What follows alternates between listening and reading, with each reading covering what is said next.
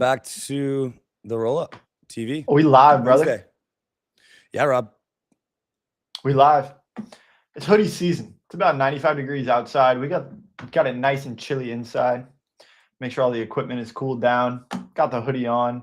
Feels like we're in the lab again. This is the most innovative in Florida summer. This is the most innovative media company in crypto. Welcome to the show. Rob, what's your takes on yesterday's segment, man? With SY on story. What was your key takeaways? A lot of those clips did pretty well. I think people were definitely had some interesting takes that I saw on the timeline. What's your take? My first take is that this headline is too long. My take on SY and story protocol. I think SY comes off as a genuine founder. I think he's done this before. He's built businesses before. He frankly has seen some shit and has done what it takes to persevere and stay resilient so that his company survives. And when he was kind of walking through, he was able to describe how, look, a founder leaving happens. This is something that companies have faced in the past. And I wasn't aware that there are some of the most successful companies out there where founders have left early and they've gone on to have massive success. And I think it made me even more bullish on story because SY has done it before. And because frankly, he had the balls to come on the show and answer our questions. And we were not easy on him. You were not easy on him by any stretch of the imagination. Yeah, I was the bad cop there. Well, I think it's a true show of character for him to take it on the chin, face the music, and come on the show, answer the questions, and continue to build in the face of adversity. Yeah, I mean, it was pretty fun.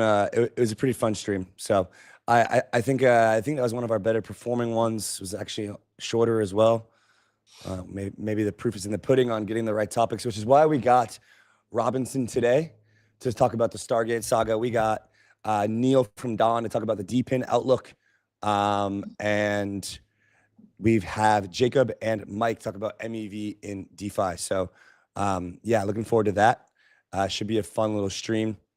And yeah, I think we're gonna have some fun with this wormhole situation. Like the fact that the absolute drama of this situation, right? And the fact that it played out in public was very, very fun to watch. And just to recount, and we're going to probably go through this again with Robinson on the show, but just to recount what happened so far, right? Yeah, please. Okay, so Stargate put up a proposal that they were going to get acquired by Layer Zero. This happened on Stargate DAO. There was a representative from Layer Zero that published this proposal on Stargate, and I think it went live. Wait, Rob. Sorry. Can we just can we go back for 1 second? Happy to. Can we just talk about NVIDIA earnings and Sol real quick? Oh, sure. Tell us, Mr. Okay. Okay. Give us a little tradfi on real quick. NVIDIA Sorry. No, go Before we go. So NVIDIA earnings is today. I think it's going to dictate a lot of what the market has to say with regards to just future upside. And I think it's something that's probably going to happen, I think, in an hour or two, sometime while we're on the stream or at the end of the stream. So we'll be able to see that happen, hopefully towards the end of the stream. I think it's massive for the market. Like if this goes well, the market does well. If it doesn't, then I think the market's going to be in a really tough spot crypto-wise. And then finally, I think we saw some of those Solana DATs come onto the market and be announced. So those are officially coming here, and I think one was 400 million that was announced. I think there was a stream on the Solana account yesterday. One of the companies announced another one of theirs, DeFi Dev Corp. So yeah, those two things. Watch out for the earnings today, guys, and look out for Solana in the coming weeks. I think a lot of people have been sleeping on it. Also, shout out to the Hyperliquid all-time highs. Shout out to our hype whales out there. Everybody who got an 8-figure airdrop from Jeff. We did not, but we are riding a fat bag. So shout out to Hyperliquid. And all right, Rob, let's bring us up to speed on the Stargate saga. I saga. actually want to ask you about NVIDIA earnings since we're on that topic. why, in your estimation, do you think an NVIDIA earnings is so important for the crypto market? Obviously important for the traditional markets, traditional equities, but why is that important for crypto? I mean, it is literally it is the stock for the world. And I think it's important because it's going to dictate a lot of the AI hype going forward. And I think, frankly, the entire stock market is currently being propped up by AI capex.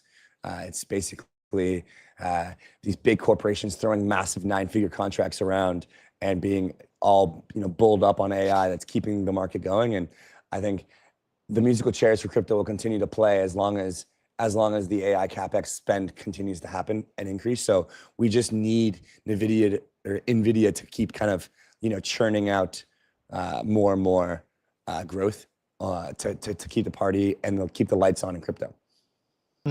Okay, I think that makes sense. Like, compute is kind of the lifeblood of AI and most of traditional SaaS and business. And so as NVIDIA continues to proliferate and get more capex, they're going to basically spin the monetary velocity of the equities market. And then that leaks over into crypto. We're seeing a lot of AI crypto crossovers. I think AI started to slow down a little bit. I don't know if you saw this, but an MIT report came out last week and was like, hey, we're making all this capex investment, but the productivity and innovation and efficiency gains just aren't quite there yet. Having some friction when it comes to implementing some of these systems. And then also I saw Meta, Mark started Zuckerberg, to cut some of their spending. Yeah. And it was such a stark contrast and quick turnaround because Zuck just went on this hiring spree offering $100 million signing bonuses. Like he's, NBA all-star, commissioner. And then turns around and puts a freeze on hiring. So I think he's trying to control the narrative when it comes to, okay, pedal to the metal, accelerate even further, more capex. Oh no, turn it back. If he's the one that basically has his fingers on the light switch, turning it on and off, then he's going to be able to control the narrative. But you're right. Ultimately, it comes down to NVIDIA. Yeah, it does. Whether or not, the proof is in the pudding, and the data is going to tell us whether this capex has increased or slowed down. All right, let's get to the saga of Wormhole. And let me just kind of give my quick intro there for a sec. Basically, you saw. I'll just give my story of how I think about Stargate, and then you can kind of take it over the line for how this is all kind of developed. Basically, Stargate came out as the actual bridge protocol that the user interface and the user interacts with for Layer 0. So Layer 0 is this cross-chain messaging protocol. They are facilitating asset transfers and message passing across different chains. Stargate was the actual place where you would go and use the Layer 0's technology as a user. And so they launched this STG token, I think it was like last cycle. And this was like the UX of the of Layer 0. But back then there was a lot of regulatory concern from the SEC. And so different to now, Stargate ended up launching as this DAO, as this token, this kind of decentralized DAO, this kind of immutable code type of product. When in reality, I think a lot of the market knew that it was effectively just a spinoff of the Layer 0 dev team and their resources. And so fast forward to now, Rob, give us the intro before Robinson comes on as to what has happened thus far up in the saga, and then I'm pretty stoked to get Robinson's takes on this. Yeah, happy to. So Paul Langford from the Stargate community and the Layer 0 community put up a proposal on the Stargate DAO. This went to Snapshot and it was created August 16th. So it was about 10 days or so ago. Immediately, there was some positive sentiment around this proposal. Stargate was looking at over $100 million in funding. They were going to get acquired by Layer 0. And frankly, it kind of made sense because Stargate was born out of Layer 0. There's a lot more detail that goes into the proposal. They include kind of the logistics for how this could be implemented. This proposal was live for about 4 or 5 days. And then Wormhole came in and said that they were making a bid on Stargate. This came as pretty surprising because Stargate's community was already in favor of the layer 0 proposal. And I think it was maybe 60 or 70% in favor. Very little of the Stargate community was against. It was just a matter of reaching quorum. When Wormhole came in, they made this proposal, they made this bid, and it was higher than the bid that layer 0 made. I think it was 110 million from layer 0, and it was 120 million from Wormhole. This started to play out on Twitter because Twitter is the public square. It's a drama capital of crypto. And we saw Wormhole make the bid. Brian Pellegrino, the CEO and founder of Layer 0, quote tweeted, said, "This is not happening." Obviously, he had a right to say that because Stargate was already supporting this proposal from Layer 0. And then Wormhole announced their bid. It came in $10 million more than what Layer 0 bid. And Robinson, who we're about to bring up in a few minutes, says, yeah, it is happening. All right, that sets the scene.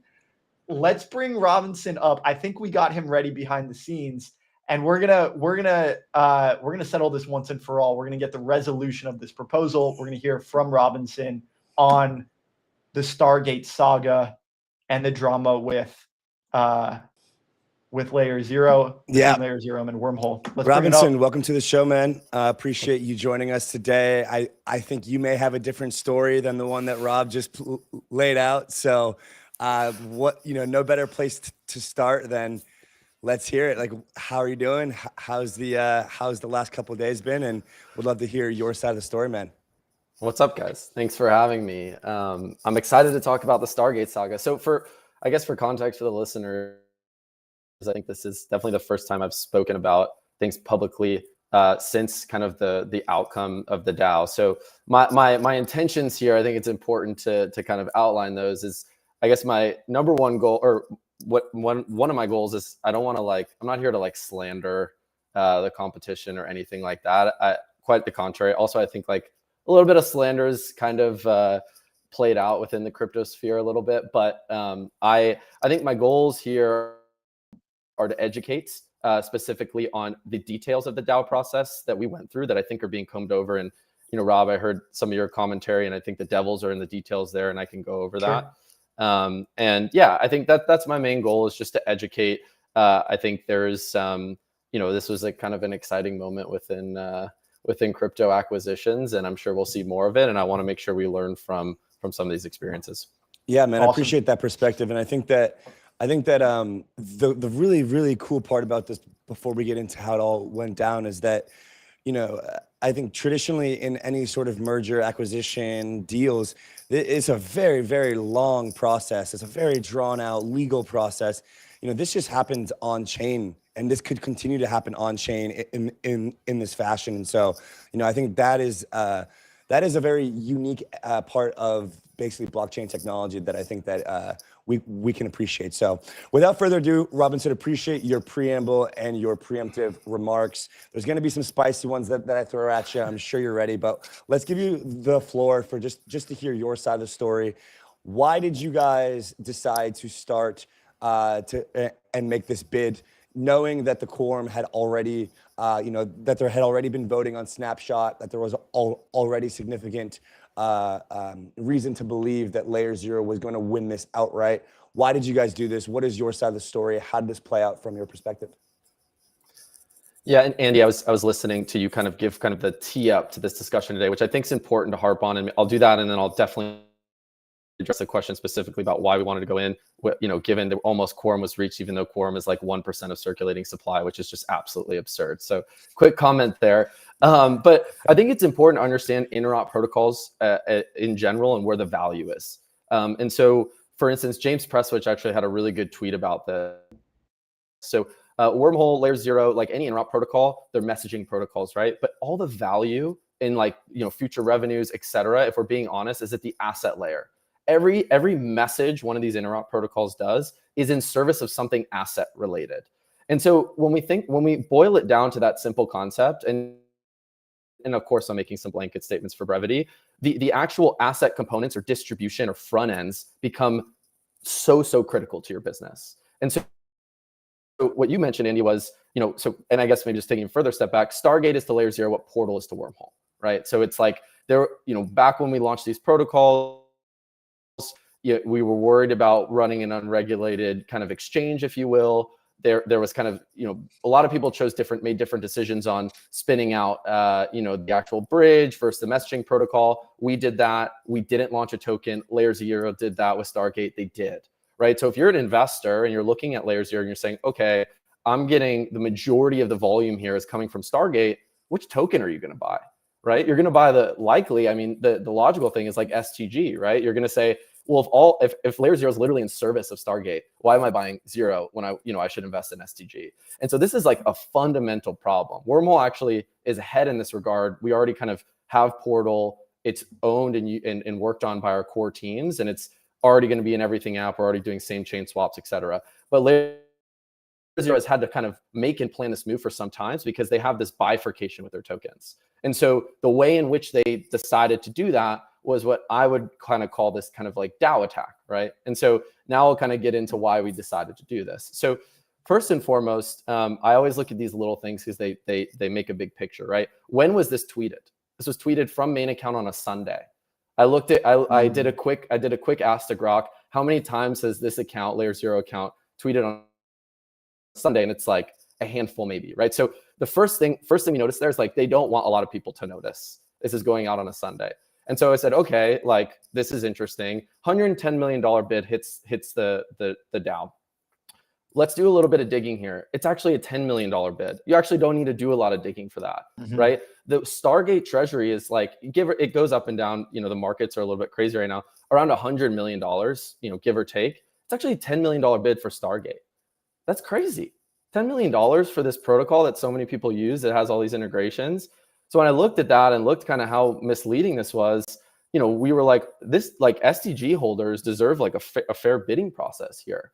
Not to mention, and I'll shut up here in a second and kind of wrap up, but not to mention we had like Anon accounts emailing us saying, hey, we're being vocal in the Discord. We're being vocal anywhere we can.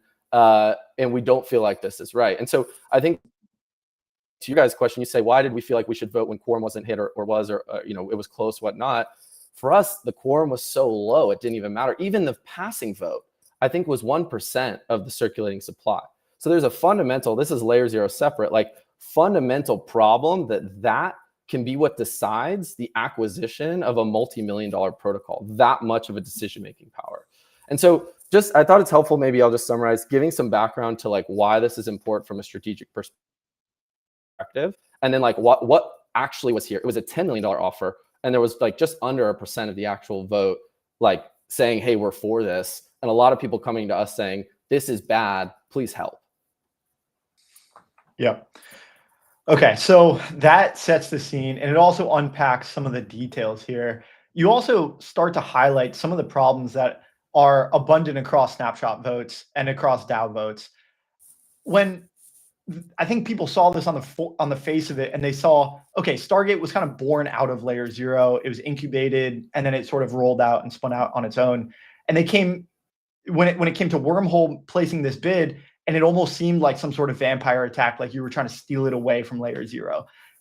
What you're saying is that your bid was actually more fair. What would you say to the criticism of, oh, Wormhole's just trying to steal away Stargate and kind of overtake this from 𝘂𝘂0? I guess first I would say, like, of course we're going to want to buy Stargate. It was kind of funny at first. Everyone thought it was a marketing play. Like there's actually probably a 24, 48-hour period before we actually put in kind of like it was actually a response to their proposal. We never put in a formal like DAO proposal, but when we put in that response that had that $120 million, and we had the money on chain, it's actually about a 48-hour period where people actually just thought it was a marketing stunt, which was interesting to me. And it's like very much so like how misinformation spreads. Like, why wouldn't I remember the mental model I say, right? Portal, Wormhole, Stargate, 𝘂𝘂0. Right. If we can get another distribution front end for Wormhole, that is insanely valuable. Like, why wouldn't we want to do that? We actually had investors calling us like, this is a great opportunity, blah, blah, blah. And so like, yes, you could say we were stealing it away, but stealing it away to make it successful, like from our perspective, right? So like, I guess the one thing I would dispel is that this was at all a marketing stunt. And for us, beyond that, we also wanted just a fair process for the Stargate for SDG holders, right? Like there was like a small window to have this go through. Stargate, honestly, if it was If it was anonymous voters, and I can get into why anonymous voters would have mattered, and there was more time, I think Stargate could have gone for, the numbers we're talking about here was with the Treasury, like closer to $200 million. We just put in an offer to try and stop the vote.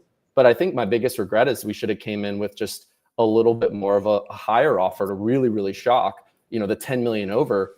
What we just didn't give enough shock for some of these voters that were on the fence to say, hey, you know what? I have these agreements and stuff with Layer Zero. I'm okay, foregoing those potentially in order to vote for a better outcome for Stargate. So when you went to put the offer in, you legitimately thought that you had a chance to win. It wasn't just like let's try to, stir the pot.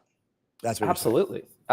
We thought we had, number one, a chance to win. And the reasons, I'll back it up again. Remember, quorum is such a small, really, like the vote came down to like 2 voters. Like that's really what it came down to. Like that is such a small amount to overcome for something so big. So of course we felt like we had an opportunity to win. And I think, go ahead. Yeah, sorry, finish. I was just going to say the thing I want, the other thing I want people to know is like, this was a proposal for Layer Zero to buy Stargate, and with a clock ticking, right? All we were trying to do is say, hey, here's money on chain. We're putting our money where our mouth is. We want this to go to a no. So then we can go to a real process where multiple bidders can come in, bid up the price, and have it what's best for the actual DAO and protocol. For instance, Axelar came in at the last minute. Heart from Across came in at the last minute. Like all of these, when you actually look at the number, 120 million is maybe like, oh, only a Layer Zero wormhole could afford that. But when you look at the net value, 10, 20, 30, 40, 50, what it actually could have gone up to, it's not that expensive for the protocol. And so we really just wanted to get that to a no vote so we could go to a fair bidding process. And would you say that you had reason to believe that, or any speculative belief that the voters who voted to essentially accept this proposal from Layer Zero are also key stakeholders of Layer Zero itself? I think this is where things get a little bit like, I'll go back to my first goal at the beginning, which is like, I really don't want to necessarily slander the competition. Space is big, and I think we've got plenty of opportunity. But look, what I will say, and this is probably just DAO governance as a whole, maybe I can frame it like that. There are a lot of commingled interests, right? Like if you think about the stakeholders that are holding a lot of these tokens, and you think about the history of Layer Zero and Stargate since the beginning, right? Like there are going to be tied interests together, especially the big token holders, the ones that are holding millions, et cetera. Like they're probably building stuff. They're probably big traders. And so what we found, and I actually respect a lot of the STG voters, so I'm not going to name any names, but what we found going through that process was like a lot of these voters really didn't want to vote or didn't want to vote no, because they were worried about repercussions with relationships.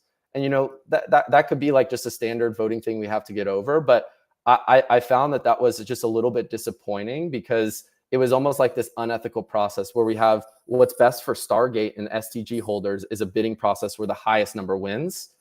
But at the same time, these individuals have these really like intertwined interests, whether it's businesses they run on the side, et cetera, that like, make it so that it's kind of nerve wracking to actually vote because you don't want to ruffle any feathers. And so that's kind of what we were bumping up into at kind of the final hour here, and ultimately, which is what led to kind of the outcome that we see now. Yeah. So if you were to be able to go back and do it again, seeing as the result kind of, it feels like maybe the punch wasn't strong enough to really shake up the Stargate voters for the reasons that you just described, right? Conflict of interest and just kind of fear, et cetera, or just basically what they think is best. Is that the only thing that you would change? Like either the situation, what's in your control and what's not in your control, perhaps with the quorum and the DAO voting on Snapshot and your actions. Like, is there certain things that you would like to see changed about the mechanism in the future? Like, for example, is the 1% for sure too low, and that there's a different percent that you believe is approximately more fair? Or is there a process that maybe you would have done differently on the wormhole side? Should something like this happen again? Just things that are in your control, and also just more broadly systemic, mechanics, let's call them. Yeah. Curious what you'd want to see change in the future. Yeah, maybe I'll start with us and then I'll go to DAO governance, right? Like, so a lot of people see CT, but what they don't realize with any of these, like,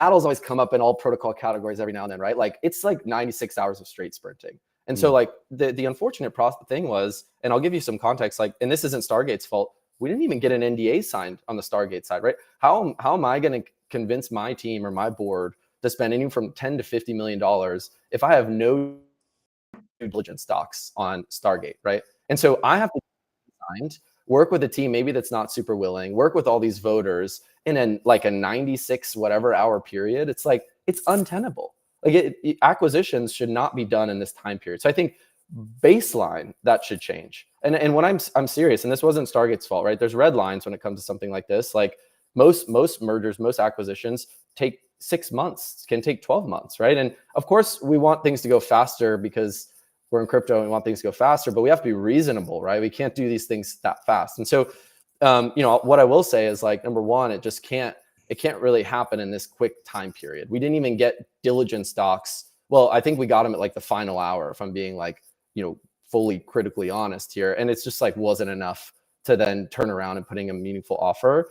But I think for us, the other thing I would say I would tactically do different, and where I think we went wrong a little bit, I would have came in with a higher offer. I think from our perspective, we said, all we need to do is beat Layer Zero's offer to show that, hey, you have some serious bidders here. And that's also why we put the money on chain. We said, this is USDC. This isn't zero token. There's no conversion risk here. This is USDC. We will straight up, we will do this if you vote no, so we can open up our own proposal. And so I would have just gone higher. I think what I learned after from the voters is that given all their intertwined ties with Layer Zero, like they didn't feel like the 10 was enough to say like, okay, this is just such a good deal. I can't leave this on the table, right? So like, I'll take that feedback. We should have gone in higher. We should have kind of, you know, hit heavier there.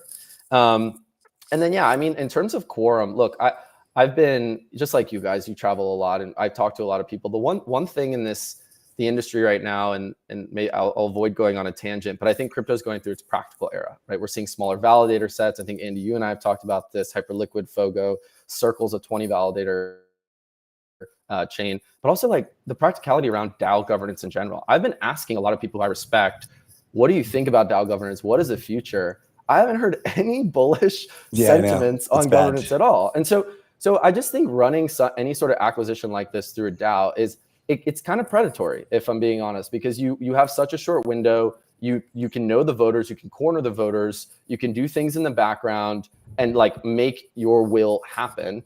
And yes, I know there was some 4 proposals in the actual forum, but if you go to the Discord, if you go to the forum as well, in the forum there's not a lot, and if you go to our emails, like it's crazy how many people were against this, but nervous to make their voice known, because if it did go through, you know, this entity that's acquiring them, it's gonna know, they're gonna remember who wasn't for them at that time. Some people did voice their displeasure with the proposal. I'm on the Layer Zero discourse, the Stargate discourse, and this thread is insane. Read us some stuff. Yeah, so just before I do, to push back, Robinson, I think you're right. If you hadn't come in with a higher proposal, maybe it would have worked. But frankly, I don't know if you could have came in with a proposal high enough based on the intertwined interest that you're describing. So the guy who posted the proposal, in his proposal says, well, for one, he's part of the Layer Zero Foundation. And in his retort to the wormhole proposal on this thread, he says, as someone with a significant amount of STG, Stargate, as the foundation of Layer Zero, also with a significant amount of STG, he fully supports this deal, of course, right? Because he's in the foundation. Someone calls him out so I guess he had $44,000 worth of STG. Someone says, oh, you mean as someone with 44,000 STG? Pretty reasonable question. This guy responds, oh no, do you have more? Did I fail your purity test for STG ownership? Allow me to get on a knee and bow to you, oh grand master of STG tokens. This is the guy who made the proposal on behalf of the Layer Zero Foundation. And so I think what this indicates is that, I mean, look, if someone's going to have that kind of language to me or my community and make a bid to buy my company, I'm giving him the middle. I'm like, dude, fuck you. Like, you're going to talk to me and then try to buy my company like that? Get out of here. And so there was no way that Layer Zero was going to lose this bid. Yeah, no, after going through the whole process, like maybe that's another thing is even if we came in, let's say at 150 all in, including the treasury, so call it net 50.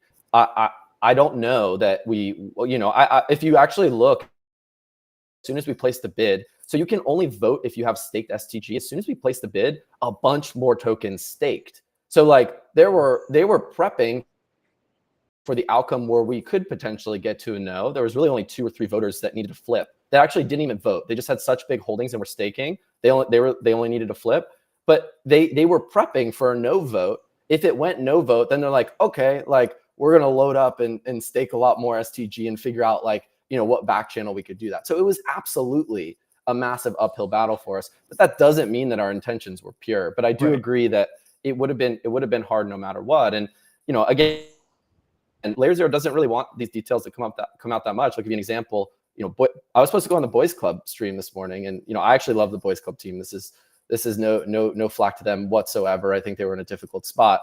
But there was like, Brian was on there and I was going to go after him, and it was kind of like, hey, we can't have you anymore. It was announced on Twitter and it pulled me off. So it's like, if someone doesn't want these details out there, it should be, again, like kind of the alarm signal should go off a little bit. And again, I'm not saying anything malicious was necessarily done, but like, I think we should just be honest about this process. And it's seemingly a little bit unethical is from our perspective. Robinson, I do have to ask, from the thought process of both Layer Zero and Wormhole, acquiring Stargate would have also meant acquiring the STG token, the ticker, the handle, the contract address, the ownership of that.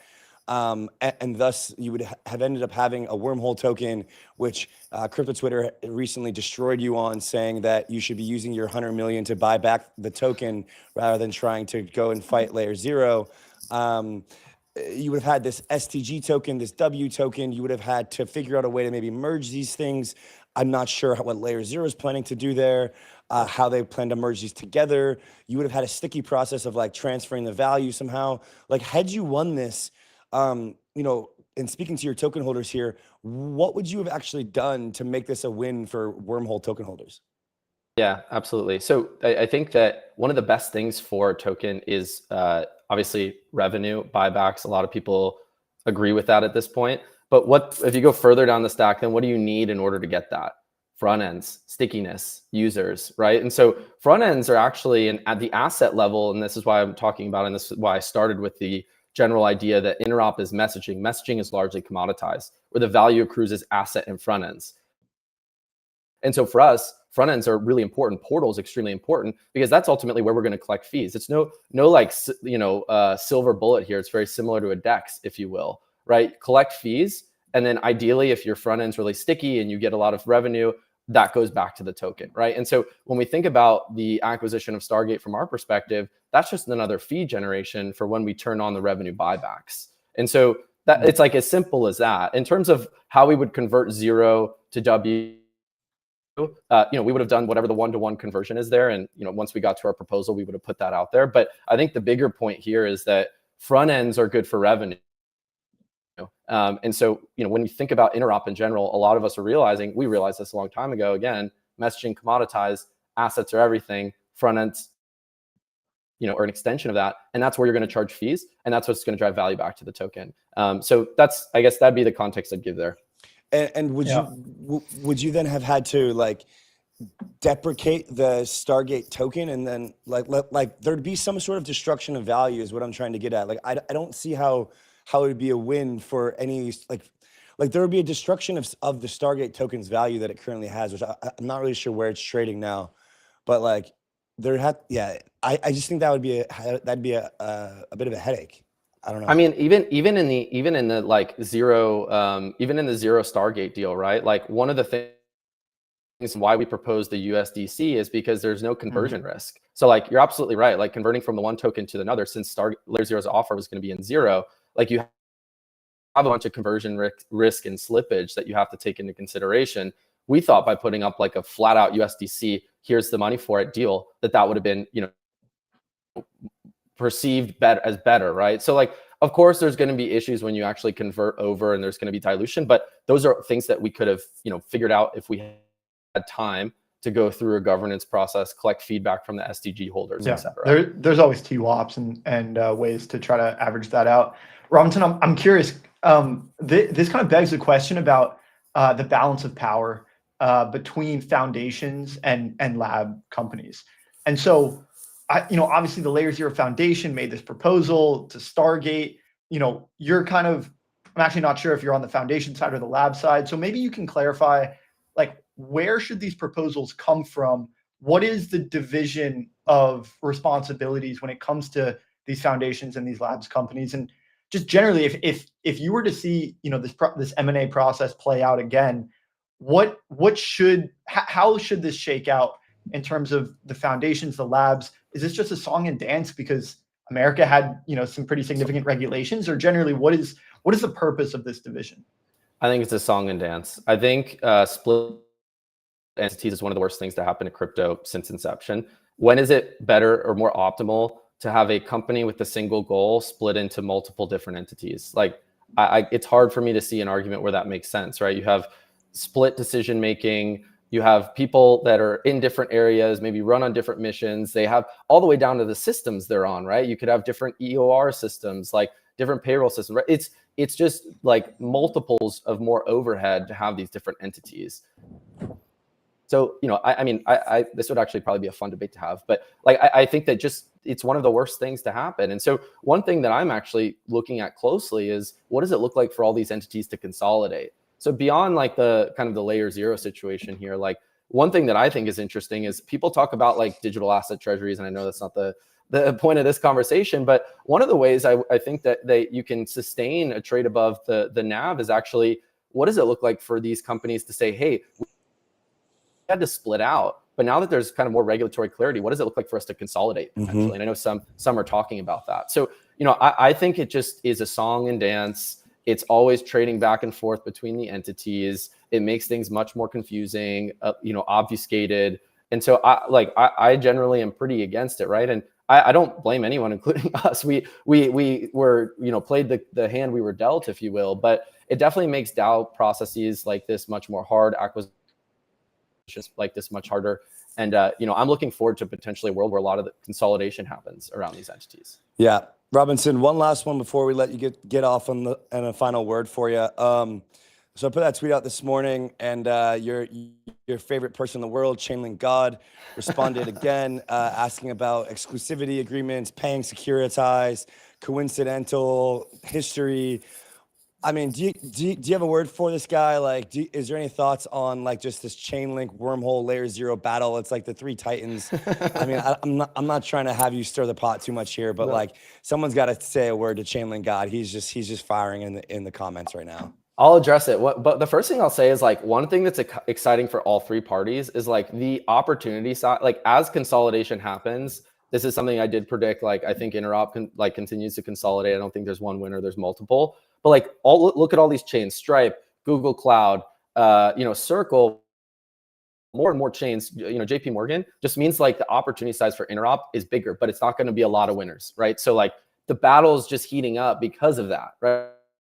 It's like there's a lot of chains, so the hate is kind of spread across all these chains. For interop, it's just consolidating, so it's getting more and more fierce, which is, I think, personally, I'm competitive, so I think it's kind of fun. But look, here's what I'll say. 𝘗𝘓𝘚 is just fishing for reactions. This entire industry, and I think any like person that really works in it, it runs on BD deals, right? So I'm not saying anything about securitize. I'm saying in general, I don't understand the hill people are dying on, and I think there was actually a lot of people that were originally commenting on this thread being like, how many chain foundations, how many dApps, how many infrastructure protocols do a token swap, do a milestone-based grant, except that's literally what foundations are for. Like, so I just don't even get the like FUD attempt here because it's completely moot. Like, show me someone who hasn't made some sort of grant with a token they have or milestone-based agreement, and then I'll like have a different answer. But like it's just a nothing burger. Like he's just farming. And the competition is fierce, and I don't expect anything less from CLG. Yep. Robinson, one last word for you on this saga here. Just any closing thoughts, reflections, and then we'll let you go, man. I know you're busy. No, I appreciate you guys having me on. I like one last thing I'll say is our intentions were pretty clear, and I want to make them clear here. Is like this: we had fully intended, for reasons I said, to to acquire Stargate and do what's best for SDG holders, our firm belief that a fair bidding process and not jamming this through a DAO would have been the best outcome. Axelar across us, just in that short period of time, put in bids to acquire this thing. I think we could have got it almost double what the value that was currently acquired for. That being said, I think crypto's fun because there's always things to learn from and improve upon. And DAO governance needs to be approved upon. I think acquisitions full stop via DAO governance shouldn't happen. And, you know, I will be more vocal about this going forward on my end, and can hopefully contribute to the conversation on how we can make them better. Certainly. That's Robinson from Wormhole. Quite the saga. Thank you for joining us, man. I appreciate you answering the pointed questions. I'm starting to take the role of asking the tough questions, and seems he's got the skin to take it. So Andy Zilla over here. Shout out to Zilla. We got Andy coming for you. Yeah. Thanks for having me, guys. Alrighty. Thank you, Robinson. We'll see you next time. Bye. Alrighty. Wow. That was electric, man. I love it. I love it, man. The competition in this market. Interop is just crazy, man. Cutthroat. It's so cutthroat. It honestly makes it hard to invest in from like a let's make money on investing in this sector. Like, you know, let's say Chainlink, Layer 0, and Wormhole are the winners, then I suppose there's a basket of like an Interop basket there. But then you've got the other players across, the Axelars, the D-Bridges, the et cetera. Yeah, man. I mean, it's just, I think it's the most cutthroat sector in crypto. Look, I think you have to look at it from one or the other, a retail perspective of if you're buying the token, or if you're looking at it from the business perspective. And I think who you're going to use. Yeah, and generally the value accrual of the token. Like I don't see an argument for any of these tokens, really. I mean, you point to an alt token right now that's going up other than Hyperliquid, right? And one of the majors. It's tough. But if you're looking at these as businesses, like Robinson said, this thing is worth much more than the $10 million beyond its treasury value. Like, it's generating fees. The infrastructure works and people are using it. And so they're generating revenue. Interop protocols are one of the few that are generating revenue. That revenue isn't yet getting passed back to its token. From a business perspective, I think, you know, if you're looking at it and you're looking at it from an M&A angle, there, you know, you can invest far and wide into this sector. Well, I just want to say that we asked Brian from Layer 0 to come on the stream last week. He went on a couple other streams. I think he went on Thread Guys and some others. He's on Boys Club today. We like the Layer 0 guys. We support them. They're awesome Pudgy Penguins holders, fans. They've done great work. Brian's the man. I met him in person. They got a couple of great guys on their team. Daryl, Mark, super tight with those guys. So, you know, we're just happy to be a platform for people to give their takes. And I think there's a lot of spicy takes. Probably going to be quite a few good clips from this one today. Stir the pot on Twitter. So let's roll into the next guest. We've got Neil from Dawn, the co-founder of Dawn. Neil is working in the DePIN sector. I'm super curious about what's going on there.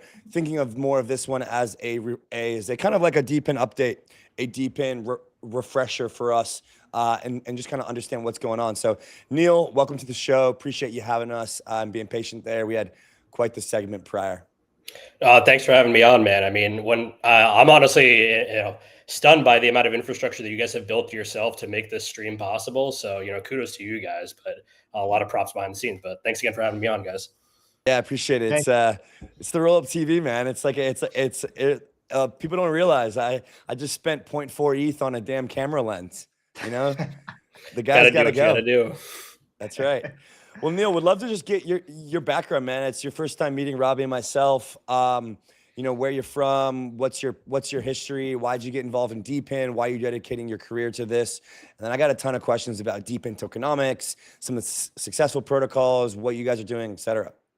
Yeah, man. And thanks again for having me on here. I'll give the quick background for me. I was an electrical engineer in Princeton, but, before then I grew up in West Orange, New Jersey. So, not too far ultimately from when I went to college, but I think we're in a pretty interesting spot of kind of meeting this intersection of where real technology is impacting everyday lives. And that's been kind of like the central point of my career, I'd say. Is I originally started off, as I mentioned, electrical engineer in Princeton, but when I dropped out to go do startups, I ended up building like healthcare analytics software. And I'm like, this is fun, but kind of boring, right? I wanted to build technology that actually impacted everyday households. And that was actually when I kind of first fell in love with this idea of like how wireless can be used to solve really big connectivity problems. And this was kind of like around the 2017, 2018 timeline when, Helium, kind of the godfather, I guess, of DPIN in many ways, has started gaining kind of a little bit more prevalence there and just making themselves known. And that was really where we drew a lot of inspiration from, is we got to see what is the power of like communities when they come together to build wireless networks, and how can you completely dethrone the big guys in the process. And so that I'd say is kind of what my hope for my entire career and what I want to do for the next 30, 40, 50 years of my life is I want to help build a new user-powered internet and use wireless to make that whole thing possible. So a little bit of a boring background about myself, but hopefully some good context as you guys ask some questions on this. Well, I know you're close with my buddy Marcus from 𝘗𝘳𝘦𝘴𝘗, which might be some alpha that we can't talk about too much on the stream. Yeah, man, I mean, look, I first got my exposure, and I think Rob as well, to DPIN with Helium, right? Just seeing people run these little machines on there like my university friends would like run them for Wi-Fi and such. And so, that ended up kind of growing into now there's tons of, other DPIN kind of networks, platforms, et cetera. So maybe we could just understand the core value prop of why decentralizing these physical infrastructure networks is important. If you had to explain to somebody who'd never heard about DPIN prior, you're in an elevator with somebody, what is the core value prop of the DPIN category as a whole, and maybe specifically as it includes Don here? Yeah, the core value prop for DPIN, I think, is pretty straightforward.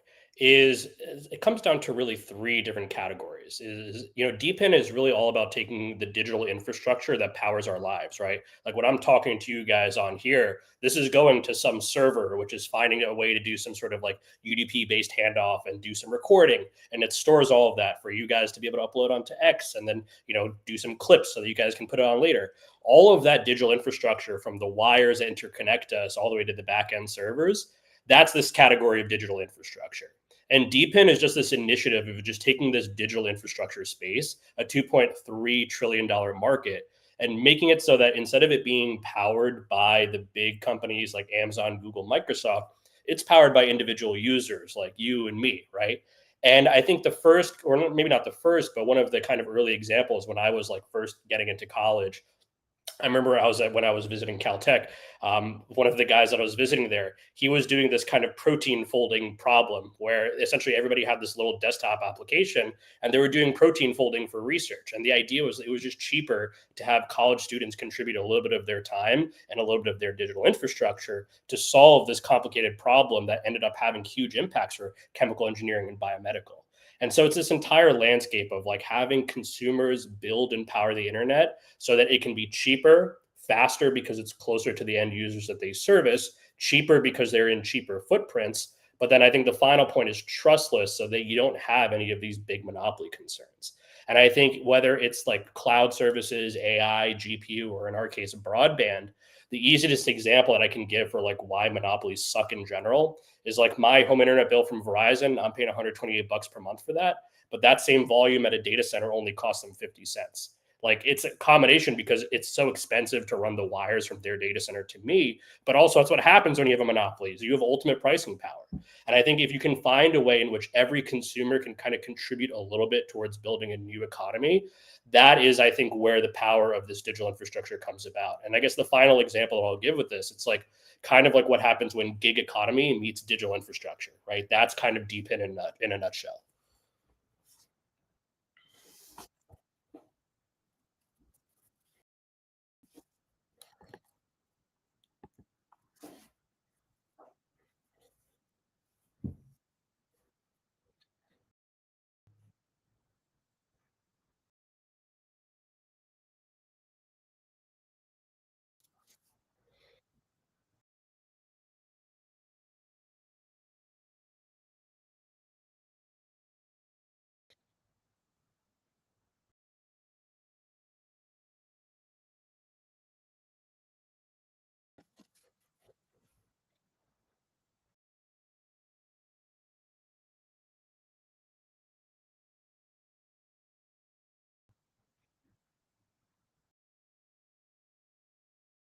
Yeah, so I think the transition It's kind of an interesting one where I kind of think about it. If you view it from like the perspective of utilities is kind of one way to look at it.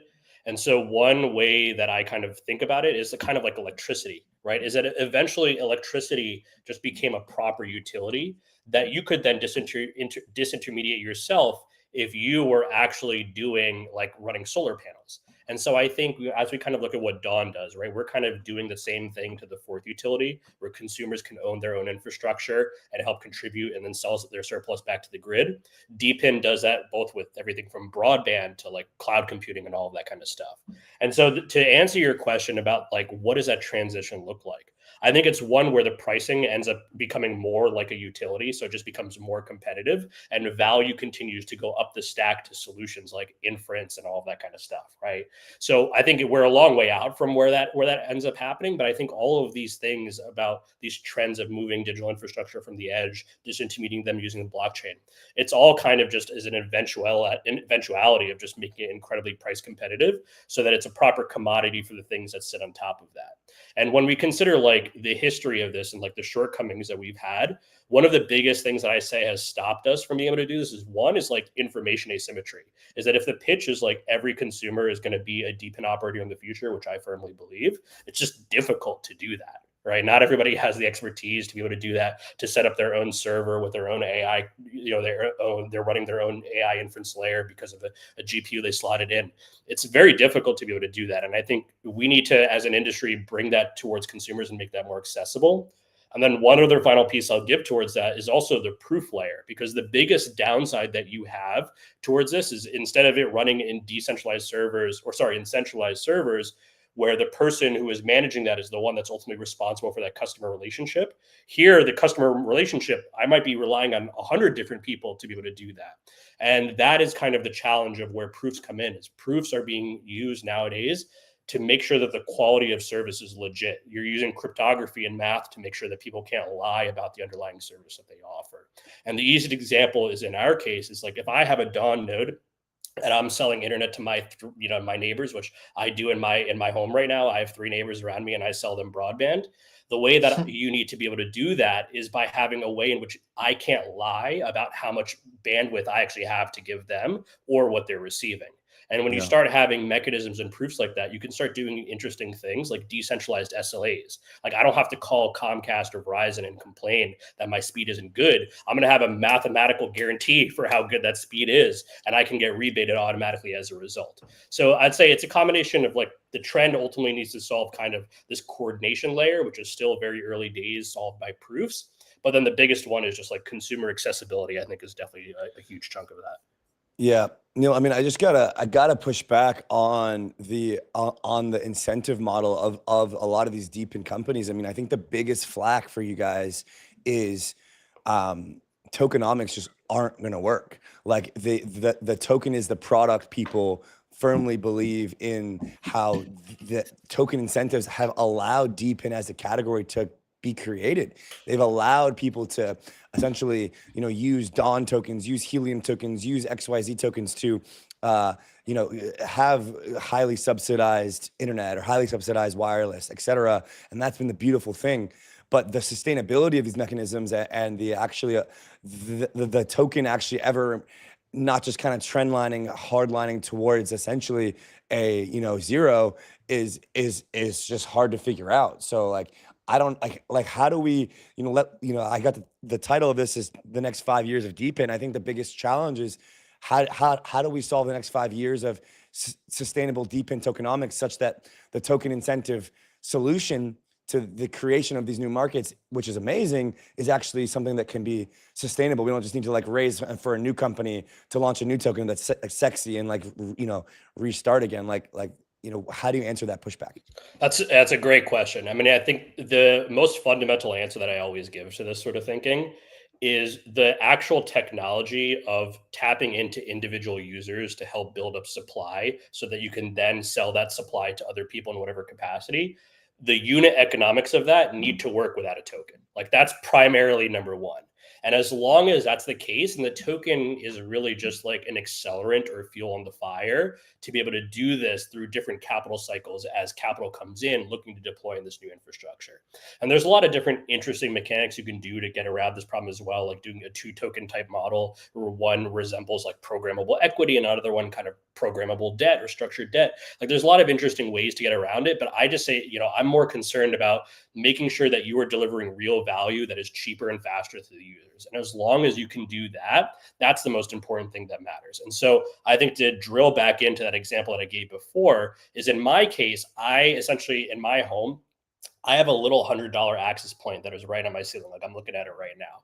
That device provides coverage to my 3 different neighbors in my home. And instead of them also having to spend $128 on an internet connection, they're paying me $30 for my internet connection, and we're splitting the bill 4 ways. Like that unit economics that's there, that where I just spend $100 on that access point and now I'm saving $90 per month on my internet bill. Like that's the power of what the right level of technology can do when it's brought with the right level of trustless coordination. My neighbors don't have to know anything about me to know that they're getting the service that they said that they're paying for.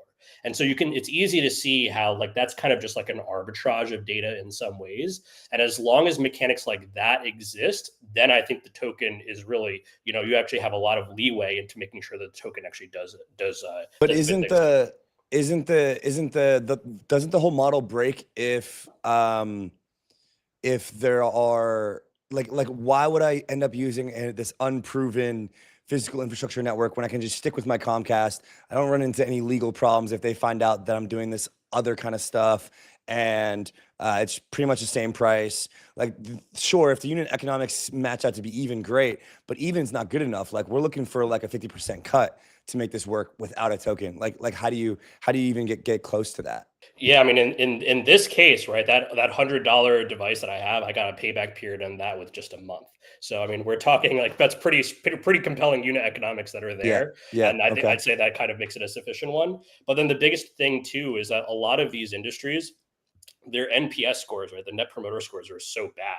Consumers are looking for a better alternative where they can actually get proper accountability and transparency, and they don't have to worry about their data getting stolen, dealing with data caps and all this kind of stuff.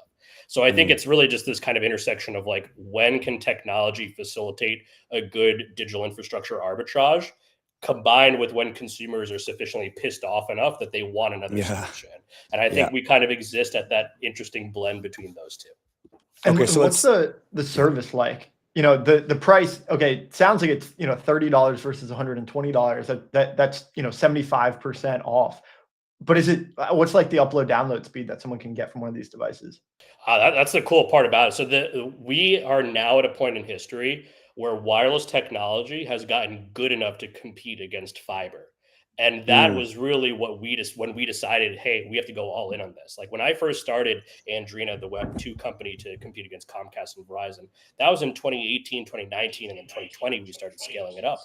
But it was only until 2024 when that wireless technology got good enough to really compete against fiber at scale.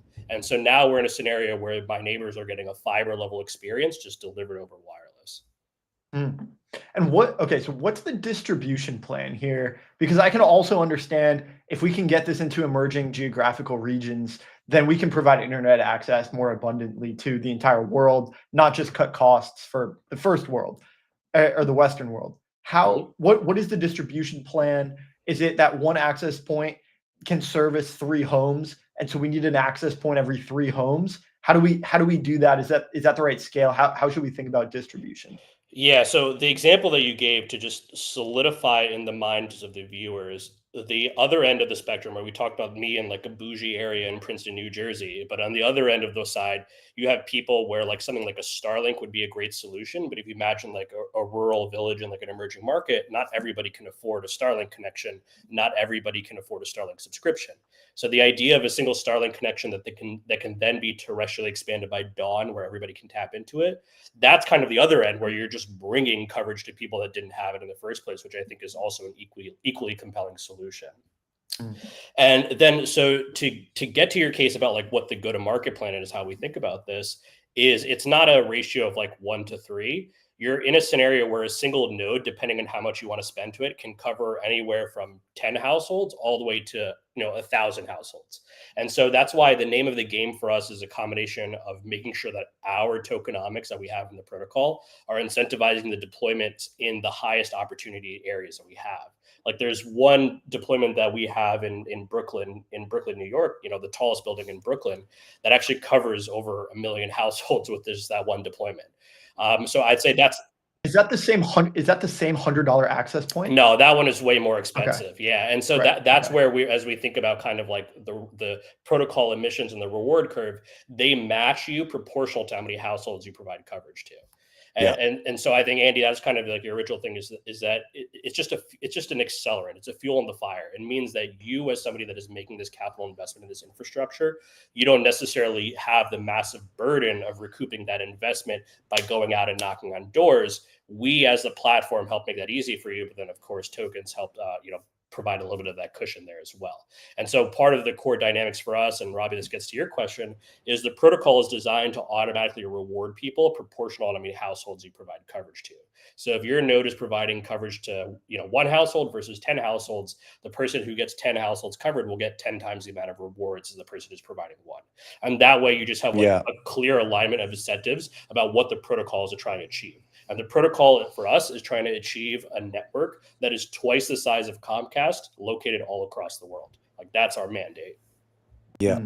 Neil, when you're looking at the kind of intersection right now between the unit economics or the feasibility from a household expenditure perspective, kind of converging with this consumer sentiment and consumer behavior of these more incumbent-based telecom or phone or wireless providers, and you're mapping us out to where we are today.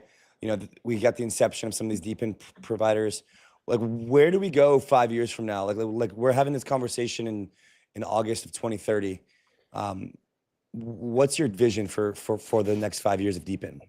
So the vision that I have for the next 5 years of deep-in is actually tied to like what we just did on our hardware release, which is I think that the growth of AI is going to be probably pretty close to unbounded in terms of the demand that it's going to have on digital infrastructure. And I think that homes in general are the cheapest location that you can have digital infrastructure in general. And so I think when you look at the fact that investors are like investing in GPUs with like a 10% return, that's kind of crazy to me that GPUs are being like the investment of them is like equatable with the return profile of that of real estate. And that just goes to tell me that investor capital is just looking for every bit of IRR that they can scrape by. And so if you're in a scenario where I can spend thousands of dollars per month deploying a GPU at a data center, or tens of dollars per month deploying a GPU at an individual home, it's clear that that is going to happen eventually. And I think what's interesting about that is that cheap footprint for all this digital infrastructure is limited, right? There's only a certain amount of homes, users where you actually have this cheap infrastructure. So I think the home is going to, over the next 5 years, become the most in-demand footprint for digital infrastructure, period. And I think there is going to be a massive amount of contention and a race to be able to secure that. And you're going to need technologies and protocols that can effectively mediate that exchange between massive AI companies that want their GPUs and cheap footprints to be able to optimize their COGS, and individual households that don't necessarily have the expertise or know exactly how to do that. And so I think if AI was kind of again, like another accelerant to this whole equation of digital infrastructure at the edge, and I think as the demand for GPUs continues to grow and grow, it's only an inevitability until it ends up in the cheapest footprint, and the cheapest footprint is going to be people's homes. So I think deep in over the next 5 years is like a virtual certainty just because of that trend alone. Okay, so let me put that into like left curve terms here. A lot of the infrastructure that is physical in GPUs or in these computers will end up in the homes of individual people for the reasons of the acceleration of demand for just compute, basically. And maybe like people want to run local LLMs, they want the private AI, they want their own AI team, like they don't want to use ChatGPT and OpenAI and whatnot. And so because of that trend, those people are going to be looking for the most cost-effective and environmentally friendly footprint. Like when you say footprint, is that like what exactly do you mean by that? I mean, where the physical GPU card lives, right? Is going to be. Okay, understood. Yeah, okay. And so that's going to be in homes because of the acceleration of AI, and then and the increase in the demand of compute leads to that going into homes for why exactly? Because it's the cheapest footprint. So if you wanted to buy if you wanted to buy a data center to be able to put your GPUs, you're on average paying about $180 per square foot. But if you want to buy an apartment building or a multifamily apartment building, you're paying $2 to $3 per square foot. So it's just if you need reliable connectivity, reliable power, climate control, I see. infrastructure needs, there is no cheaper footprint in the world, and that resource is limited. That resource is scarce. But as we kind of look at what AI is going to be doing over the next 5 to 10 years, there's no reason to think that AI demand and the amount of GPUs we need is going to be capped. So I think the demand for that is just going to outpace the amount of cheap real estate that we have, which is going to put the households directly at the center of this new marketplace. Which is exactly aligned with the decentralized physical infrastructure network thesis. Exactly. We're going from data centers to everyday users at home, effectively. Exactly. And so that's why, like, my bet, and kind of what we started this conversation of, my bet almost has nothing to do with tokens. My bet, and why I dedicate my career to this, is because the technology unlocks a more efficient arbitrage. Like, that's it, right? And that's what gets me behind all of this. After COVID, there was kind of this corporate real estate void. Everyone went work from home. All these big buildings that used to be offices were empty. Malls, same thing. Do you think we're going to, just based on this thesis, do you think we're going to convert those into data farms? Yeah. I remember during this time period, like, the amount of startups I would see that were doing modular data centers that were like providing shipping containers that you would send towards a commercial building whose parking lot was empty because of COVID. Stuff like that was on the rise. And I think we're going to continue seeing more of that stuff. Where every single underutilized square footage is going to be tapped at some level of digital infrastructure. So I totally believe that. Yeah. Neil, I guess just final thoughts from you. Is there any deep-in protocols or founders that you'd like to shout out that are doing great work that our audience should check out? Whether building within Dawn or on top of Dawn or outside of Dawn, what are some of your favorites out there? So my favorites are the ones that I think where, in this sort of like 5-year landscape, if they were to go away, somebody would take their place. So they're ones that I think their technology is just critical for a more efficient construction of the market. One of them, obviously, Helium, right? The OG, they just turned on the recent burn of their, burn based on their data credit usage, which I think is huge for their protocol. Another one that I love is Inference and Sam from formerly Kusco, now Inference.net. They're providing kind of this consumer-powered inference layer. Love Blockcast and Pipe, which are incredible CDN solutions. It's just, you can kind of look at the entire stack of what Google Cloud, AWS, and Azure are doing, and you can kind of see all these incredible protocols that are taking them there. So I'd say if you want to check out more, you can see we've been writing a lot about which of these protocols we love and we love working with. So hopefully that gives a little bit of a good context there. Love it. One last thing for you. I couldn't not ask about your bio on X. You're building the global state of something, and these equations look very perplexing. What is going on in your bio? So those are Maxwell's field equations, namely for the propagation, or at least the 2 of the 4 that relate to the propagation of wireless waves. And I think that's kind of this interesting intersection of DeepIn, is you're just taking like a theoretical framework for how stuff happens, and you're providing a trustless representation for that on chain. So I'd say if you were to go to the most abstract general sense of what we're doing, like, that's literally what we're doing. And I thought it was just a little funny to just go to the extreme for that. You're a nerd, man. I think that's a conversation for another time. We might have to leave Andy out of that one. Yeah, I appreciate that insult, man, but it is true. Nah, dude, nerds run the world, man. Fuck yeah. I appreciate your time, man. It's been a pleasure. Thanks for coming on. From you and just understanding your perspectives. I really appreciate it. Thanks for having me on, guys. We'll have to get you on again with some of the other DeepIn projects on, like a debate or a multifaceted conversation next time. It was good to meet you, though. Yeah, thank you, guys. Thank you, Andy. Thank you, Robbie. I really appreciate it, guys. You guys have a good day. Sweet, Thank man. you. Keep up the great work. See you soon, brother. Peace. Alrighty, had to throw a little jab in there. All right, I don't know if you liked that one too much. Why do you gotta hate on the nerds? The thing about you, Andy, is that you love to dish it out, but you can't take it. No, I can't take it. I'm a freaking big nerd with a soft heart on the inside. Hard shell, soft heart, big nerd. The ladies love you. Up next, we got Jacob and Mike. Final segment of the day. Great vibes. It's been fun.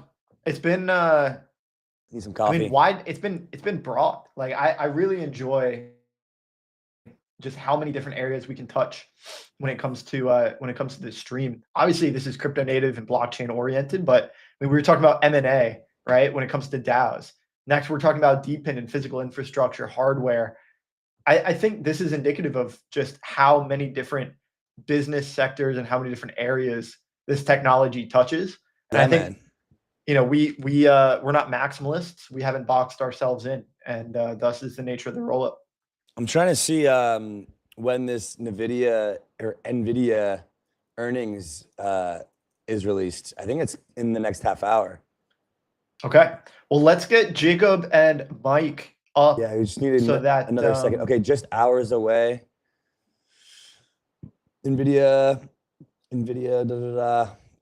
Yeah, what time does these usually come out? I think it's usually 4:30. I think it's usually like as the market just closed, record close, new all-time highs across the board ahead of NVIDIA earnings. So that's probably a good sign. I mean, it shows expectations. All right, let's get Jacob and Mike up here. We're going to be talking about MEV, one of the more classical things that occurs in blockchains, and specifically, we're going to be talking about L1 Monad, Fastlane pivoted. We're going to be talking about OEV from Redstone as well. Wait, we're not going to be talking about NVIDIA earnings? We're going to be talking about NVIDIA earnings once they come out. You want to just sit here and talk about what you expect for NVIDIA earnings here for 30 minutes? I don't know. I think your entire net worth is dependent on the results of Jensen Huang's earnings. So I think you should apply more pressure to it, man. I think crypto decoupled from the stock market a few months ago. Oh, the decoupler. Yeah, I think we're basically ready to have Mike and Jacob up. So guys, just give us 1 sec and we'll roll it out. But ready when you guys are in the back. Yeah, I mean, guys, so kind of quick overview here around MEV and DeFi. Yeah, Rob, so I think you mentioned that we had kind of a bit more of a wide range of conversations this morning, from interop into 𝘵𝘗, now kind of rolling into some more technical stuff here with MEV. So yeah, I mean, look, I think like my goals and objectives of this conversation is just to understand what the latest is happening with some of the Oracle MEV, OEV kind of conversations, some of the recent updates in application specific sequencing, kind of that whole conversation. And just generally like how these systems have been progressing as of late. So that'd be my core goal. And yeah. Well, we've got Jacob and Mike on stage now. Guys, welcome to the show. It's a pleasure to have you here. Yeah, guys. Awesome to be here. Thank you for having me. Dude, that is an electric microphone. Yeah, Mike, thank you. That is it. Jacob, you need to step up your game, man. I know. Not going on enough podcasts, but long-time listener of this, so excited to be on. Good, man. You're probably a listener of the 2024, early 25 Rollup technical days. This is a nice blast from the past. Let's jump right into it, guys. Maybe just brief intros about yourselves, what you guys do at your respective companies. Appreciate you guys joining us today. First time meeting you both, so looking forward to it. Yeah, first time being on the Rollup. Phenomenal to be here. For the people that don't know me, I'm Mike Massari. I am strategic advisor at Redstone Oracles, and I've been at Redstone since about April. Before, for the past 2 decades, I was very much in engineering, and it's a career that took me all the way up to be director of platform and integration at Chainlink before. And then I left Chainlink in March 2024, joined Redstone in April 2025. My focus at Redstone is twofold. One is very much on advising strategically the direction of the company and the growth of Redstone as an oracle, fastest growing oracle in the space. And then secondly, with Jacob here, we are looking after Redstone Atom, which is our new product that is very focused, as you guys correctly said, on OEV, which is what we call the evolution of MEV. Big switch from Chainlink to Redstone, pretty indicative of a thesis that you're betting on there. Yeah, Jacob, would love to hear from you as well. And tell us a little bit about some recent developments over at Fastlane. Yeah, so I've been at Fastlane for about a year and a half now. So I lead the OEV product at Fastlane. So basically the intersection of oracles and MEV, application-specific sequencing, all that fun stuff. So before how I got into crypto, I was actually running liquidator bots on my own, liquidating on some of the lending protocols you probably know on Ethereum mainnet. Then I went to API 3 and I built out the OEV product for API 3. And then I came to Fastlane and I was in charge of building out OEV there. Of course, then met Marcin at ECC in Brussels, and the rest is history. Now building out OEV for Redstone. Beautiful. Well, guys, I think we brought you on here to discuss Redstone Atom, which is kind of the new solution and partnership between Fastlane and Redstone. Could you give us a little bit more of a primer on Redstone Atom? I think everyone is familiar with Redstone as an oracle, but OEV is still a little bit of an unfamiliar concept. Please give us an intro to OEV and to Redstone Atom. Yeah, I think that very briefly, in order to explain best how Redstone Atom works and what it actually is, we need to touch very briefly on the concept of MEV, right? So MEV effectively is the value that comes out of liquidations in lending protocol, very, very generally speaking. And so far, this has been captured historically by bots and by liquidators, right? So as Jacob correctly said, he was running one, and these bots effectively, they outbid, or they try to outbid each other in a gas war, or what I've been calling for the past few months, a knife fight, to liquidate the position as fast as possible and capture the MEV. The problem with that, of course, is that the protocol gets nothing out of this, and therefore the user gets nothing. And there's a bunch of other problems, as you guys can imagine. There is a lot of spam on the chain, and there's increasing gas costs and so on. So what we decided to do was flip this thing on its head, and instead of having the liquidation happen after a price update, make sure that we decide and we determine who has the right to liquidate a certain position in the same time as the price gets updated. So we converted this knife fight into an orderly process, and that is in the form of an off-chain auction that's run through Atlas, which is the beautiful piece of infrastructure that Jacob and his team built. And all of the bids of the liquidators for this position, they go into the auction. So price is about to be updated on chain, the auction gets run, all the people bid, and then we push together into one single atomic transaction, both the price update and the auction result, hence the name Atom. Therefore, once the information gets on chain, the people that won the auction, the first person in the auction, can liquidate the position. And at the same time, we do capture the value in terms of these bids that effectively these people do. And then we share that with the protocol and with the user. Beautiful. Okay. That was a very good explanation, pretty in-depth too. This is something that maybe we could get some numbers to understand the scale as how much value is currently getting leaked. Because that's really what it sounds like is happening, is that these auctions aren't running as efficiently as they could be. And so there's sort of this value leak to these liquidator bots. How much is currently being leaked to these liquidator bots, if I kind of understand that correctly? And then also, Jacob, curious, from the Fastlane perspective, kind of where this partnership meets, what is Fastlane bringing to the table here? Yeah, so I think the total value leaked to date is somewhere around $500 million, probably just over that. So I think it's good to just kind of take a step back and understand why is there so much value being leaked. And so basically when a lending protocol has to do a liquidation, the lending protocol is going out and doing a swap on the market. So they're just swapping a collateral asset for a loan asset. And the problem is that the lending protocols have to hard code a slippage parameter for this swap, like way ahead of time.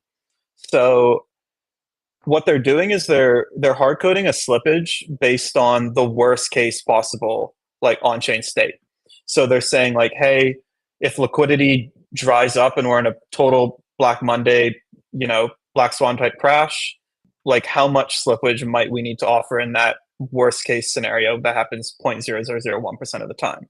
So they end up setting a slippage for their swaps of anywhere between like 3 to 10 to 15%.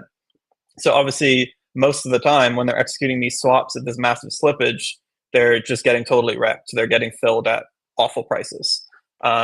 And yeah, that's why there's been so much value leaked today. So about 2 years ago at Fastlane Labs, we started working on application-specific sequencing, which is basically giving applications control of exactly how their transactions are ordered. So instead of just giving this up to the blockchain, the application can define certain rules of how their transactions are ordered. So that's done in kind of like a hybrid off-chain, on-chain way. So the off-chain component is like gathering the bids, and there's some sort of filtration process. And then we take the highest like 5, 10, 20 bids, and we put those on chain, and the auction actually gets settled on chain, which is a pretty unique thing to Atlas and what Fastlane Labs have developed.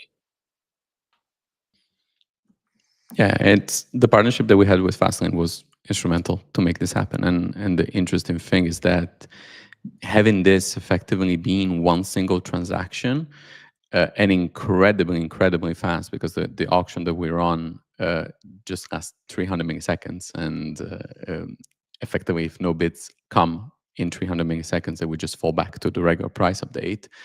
In the vast majority of cases, we are actually making the protocols faster because you can do more with a single transaction. At the very worst case, we match the same speed of today. So we just send the price update after 300 millisecond delay, which is faster than the block time of the majority of chains. And then people can liquidate afterwards as normal in the worst case scenario. And we actually launched this already on Unichain. We're expanding very quickly to more chains, but we thought the Unichain was a great launching partner because of the DeFi nature of it, because of the speed of the chain itself, and then we saw very promising results. Are you guys using application-specific sequencing on Mega ETH? Because I know that Redstone's going to be helping them with their Oracle stuff.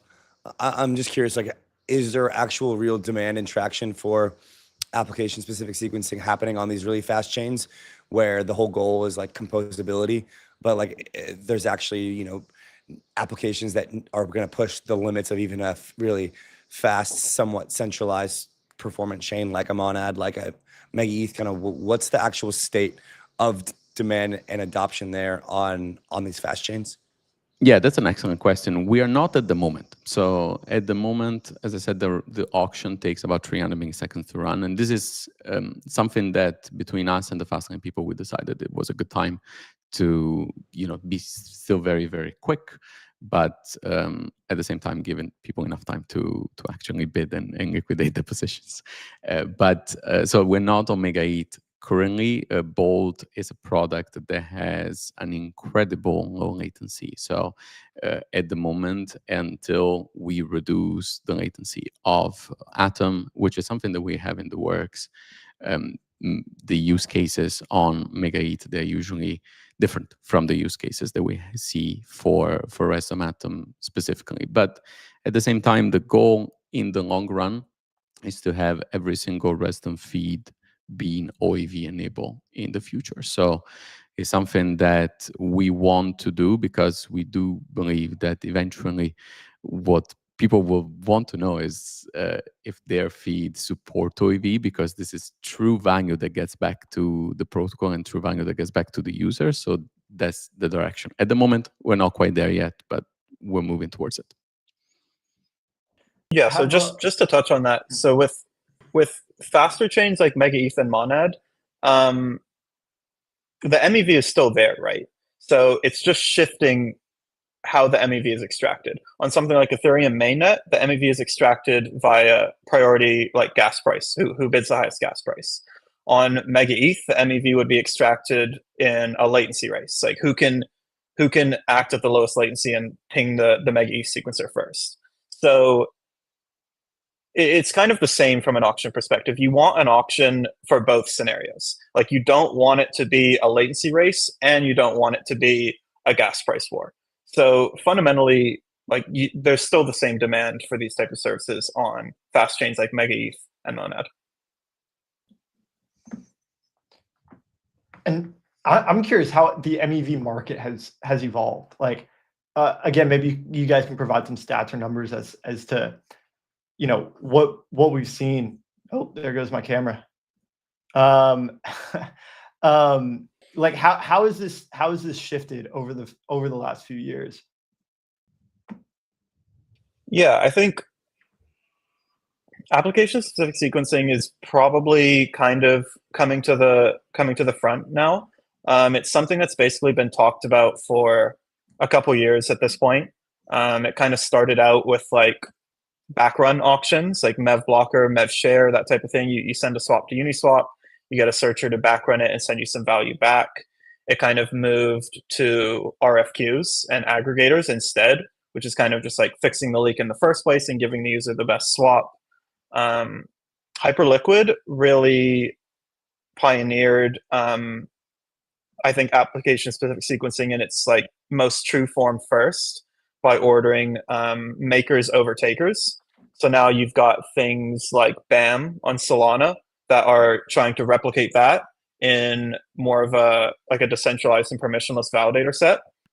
And then you've got things like Sorella Labs, which is very similar to Atlas, which is like saying, let's just do the sequencing before it ever gets to the validator. And do it in a way such that the validator can't reorder or change the sequencing in any way. So we've seen this progression, and now we're basically at the point where there are kind of a few ways to do it. It's either have your own app chain like Hyperliquid, it's do something like BAM on Solana, or it's handle the application-specific sync before it ever hits the validator like Sorella or Atlas.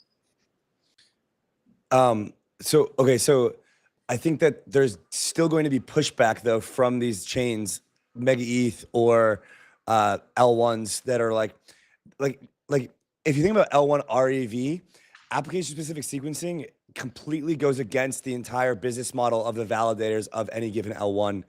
This is kind of like bullish for like the Rollup thesis, bullish for the L2 thesis, bullish for like the sequencer thesis, app chain thesis, etc.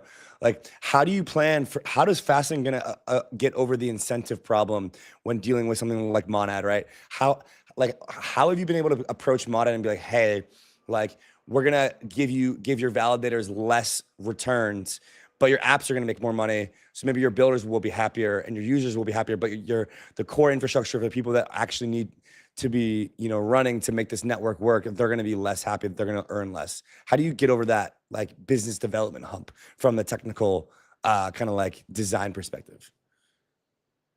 Yeah, I don't actually think the chains are looking at REV in the same way that other people are. Okay. So you've got people like Tolly from Solana actively promoting BAM. You've got the Jito folks are actually like the people that make a lot of the money from REV, and they're introducing BAM. Right. So you kind of see this realization where it's like, okay, well, we could just keep extracting as much as possible from users, or we can just try and build the best platform to build financial applications. And in doing so, we'll earn way more REV. I think there's numbers on this, which like the Solana people get to, which is just if they can just charge a fraction of a cent per transaction and they get to the amount of TPS they expect to get to, then this will be even higher than the current REV today. But you only get to that amount of transactions by making the financial applications as performant as they possibly can be. Got it. Yeah, I agree. And ultimately, we're talking a lot in crypto for the past now many years about adoption, about getting more people on specific apps, or getting more people even in crypto in general. And then I think that the key to that is really user experience, right? And people ultimately, if the user benefits from something, at the end of the day, that's most of the time what drives the vast majority of the adoption. So I do agree with Jacob. I do think that in order to get that amount of transaction, in order to get that amount of adoption on these chains and these protocols, the only successful way will be to offer the best product possible. Coming back to some of the OAV conversation then, I think there's been some success across a couple markets, but I think maybe you could say that the amount of value that Redstone thinks potentially that there is to be recaptured is far higher maybe than what is actually on chain right now. Like maybe I'm wrong, but I remember when we first started thinking about this, it was like, okay, there's around like $100 million a year up for grabs. Have these numbers changed? Like, has this year been different for OEV than expected? Like, what is the actual potential for real revenue collection from OEV now that you guys are working on this in practice? Like, what have the results been? What are you guys actually expecting? Because I think this is like could be something that goes back to the Redstone token holders, to stakers, et cetera. I think the community is probably curious as to how you guys actually envision this revenue stream being something that you guys leverage for your protocol. Yeah, when we talked about this before, even Jacob and I on different stages over the past few months, like we always called it the $200 million problem. So our estimation is around that. Obviously, there is a difference between, value that then leaks and value that can be captured. We are very, very high, and we reduce that difference like to the minimum possible. But yeah, the opportunity is definitely huge. It is, as you correctly said, in a certain sense, a revenue play, and it's something that definitely we do capture revenue. But for us, really, the most important thing is that the protocol doesn't, like this revenue doesn't just like leaks as it did. Ultimately, it goes back to what we said before. If a user gets a better experience by using OAV feeds and the protocol, of course, can have more aggressive strategies, for example, then everyone wins at the end of the day. And this is really what we care about at Redstone. Our big mission from way before my time at Redstone was to make DeFi better. And this is what allowed Redstone to be like the fastest growing Oracle in the market. This is what really allowed the very high reputation the Redstone has, that and our reliability. So yes, as much as we capture revenue, the core focus of Atom is to make the protocol better, make the protocol faster, make the protocol more secure, and let the user benefit from it. We already have in the works iterations on this product, and we have in the works like new features. So we didn't launch it and we're going to stop. Like Jacob and I with the team, we're working very hard every day to improve it with that goal in mind. So it's not just about the revenue. It's never really just about the revenue. No, it's really about making lending products better. So we took an approach where it's like it's great to capture revenue, but we aren't willing to make the product worse in order to capture revenue. So a lot of times when you're trying to capture revenue, you do have to maybe make some sacrifices to the product. And what we wanted to do was just build a service that captures this revenue, but also makes the lending products better. So I think like yield is probably like a top 3 use case for crypto, right?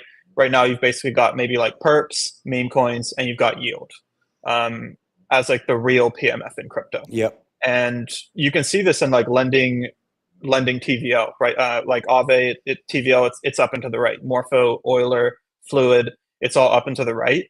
And people talk about like trillions. And realistically, we really will see that. I think like there's funds like Apollo, who I think are 750 billion in AUM, and they're tokenizing their funds and putting them on chain, not to like reduce operational costs as like the RWA thesis was before, No, they're doing it because if you put the assets on chain, you get more yield.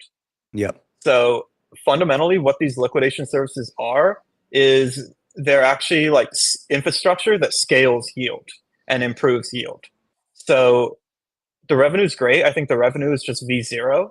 And what's really coming is just like building infrastructure that scales this product with incredible PMF, which is on-chain yield, and making sure that when trillions come on-chain, that DeFi is safe. And when bad things happen, because in finance, what can go wrong will go wrong eventually. Like we are that infrastructure that's almost like an insurance product that keeps DeFi safe. Well, you just triggered me so hard, Jacob. How does Fastlane plan to make money before you guys run out of VC dollars, sir? Yeah, I think like we're really early, right? But serious, yeah. Yeah, we launched a product a couple months ago. So I guess maybe it's cliche, but it's really about building the best product, and the revenue will come later, right? We're building, like I said, yield is incredible PMF. All these lending protocols, they make a lot of money. Athena, they make a lot of money. If we build infrastructure and products that is critical to these companies like Aave and Athena, and it's critical to onboarding trillions, then like we're going to make a lot of revenue. The focus is really just like, how do we keep iterating and building the best products that scale yield? Yep. Makes sense. All right, guys, just coming to a close here. What is your ideal 6, 12, 18-month vision for Redstone Atom? Like if you guys could have this ideal outcome, or maybe what's your bull and bear case for this specific product? Whether it be adoption terms, volumes, usage, you know, stuff like that. Kind of what would you say is your ideal outcome, bull bear case potentially? Just curious how you guys are thinking about, you know, looking forward for this. Very interesting question, and we thought about this a lot, and we're still thinking about it a lot, Jacob and I and all the team. But at the moment, a lot of it is education. So MEV is kind of a nuanced problem, and OEV is an even more nuanced problem. And again, even seasoned crypto people that are not in that specific vertical, they don't quite understand the grasp and like the amount of value that it leaks, and so a lot of it is education, educating the user, educating everyone that is involved, even educating ourselves, and on trying to find new challenges to tackle. Jacob, when he wrote the white paper about this, did a lot of research, and we're still using that to base our innovation. The second is adoption. Obviously, we launched this product fairly recently. It's been about a month now that we officially launched. Of course, we've been in conversations with customers and partners since a bit before that, but we're still at the beginning. We are live on just a few chains. We're going to be live on many more chains. As I said before, the ultimate goal is to enable every single Redstone feed to be an OEV feed too. Because at the end of the day, as we discussed, because of the speed and the security of it, this is just a value add. So it's something that we want to provide to every single Redstone customer. And then thirdly, as Jacob said, and to me, this is the most important one, and this is why it's our long-term goal as well, is to keep the same level of security that we have now and that we've been having for feeds for OEV. Now we're extremely secure, but we really do see this as a product that makes Redstone even more secure and then creates that assurance layer around the feeds, and then creates the insurance, as Jacob said, like this doomsday scenario, right? And this Black Monday scenario that, you know, in finance happened before and probably will happen again. So we want to make sure that when it does, crypto is ready, and we want to be part of what makes crypto ready. Yeah. So the thing I really love about this product and this vertical is I believe I understand exactly what the user wants. So this isn't a game of like trading. You know, for instance, like Coinbase, everyone always asks like, why do users swap through Coinbase? Well, they charge a way bigger fee. Why do users swap through Phantom and pay 85 bips? It's like no one knows the answers to these questions really. It's UX, it's clicks, it's like distribution, it's whatever. But lending is very, very simple. It's like users just want the most yield. It's not really a UX thing. It's like if you can offer the most yield, you're going to get the users. And you're definitely going to get the most scalable user base, which is the mercenary, the hyper-rational, the institutional capital. Like these people certainly don't care about anything else other than yield and delivering excess returns. So the bear case is really like that people stop caring about yield and making money, that these institutions stop caring about their returns. So I'm pretty happy with the bear case. And the bull case is just like, yeah, in 12 months, I want people to see and understand this product as kind of like a novel Oracle type. Everyone says like no DeFi without oracles. Well, I want people to think like no yield without OEV. You know, I want people to, this is like, this is the critical infrastructure to serve the most yield. If you're an app or if you're a new chain and you don't have these services, well, your chain's going to offer less yield to your users than the other chains. And it's unclear how your chain's going to survive if you're trying to win like lending or yield. So, yeah. Yeah. Quick, Gentlemen, I hope for that you the guys. bull case is what plays out, the ultra bull case. I think, Jacob, I think the bear case being institutions aren't coming on chain wrong. Institutions don't want yield wrong.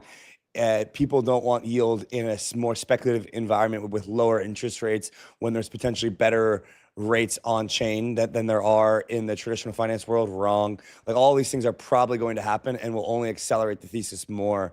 We've been building in the more restrictive monetary policy from a macro perspective in DeFi for the last couple of years, which is why it's been harder and harder, for these things to take off.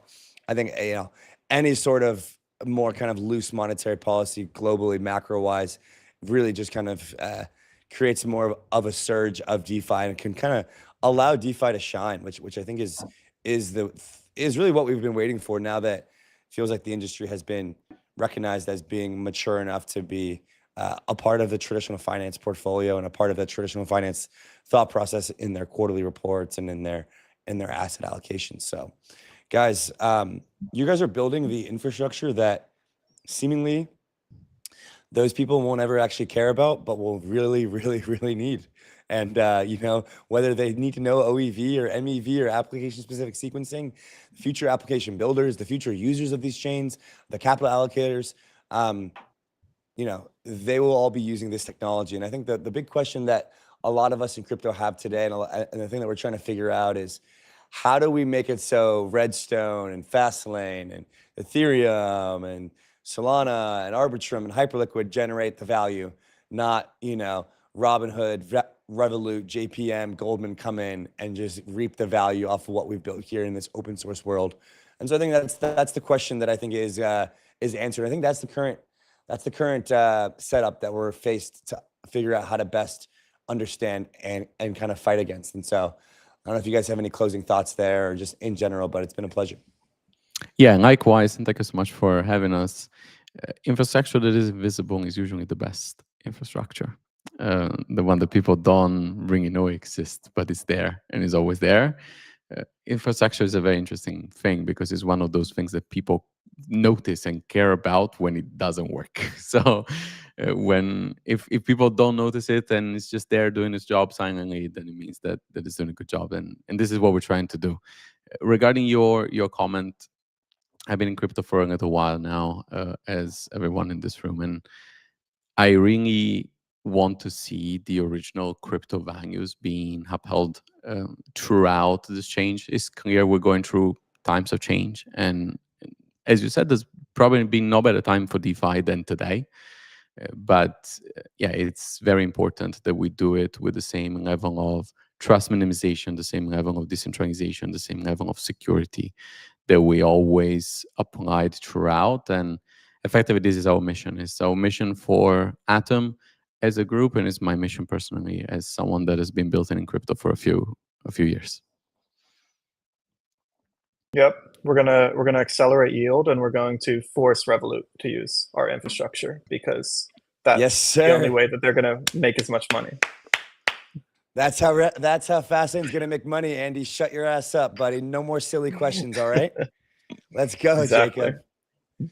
All right, Mike, Jacob, it's been a pleasure, man. Thank you guys so much for joining us. Thank you very much, guys. Thanks. Cheers, It's been a man. pleasure, guys. Alrighty.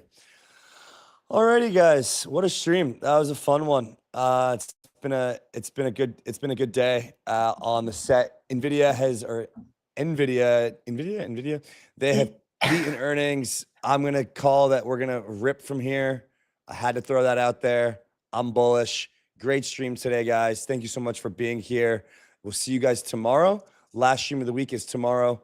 And much love. Later.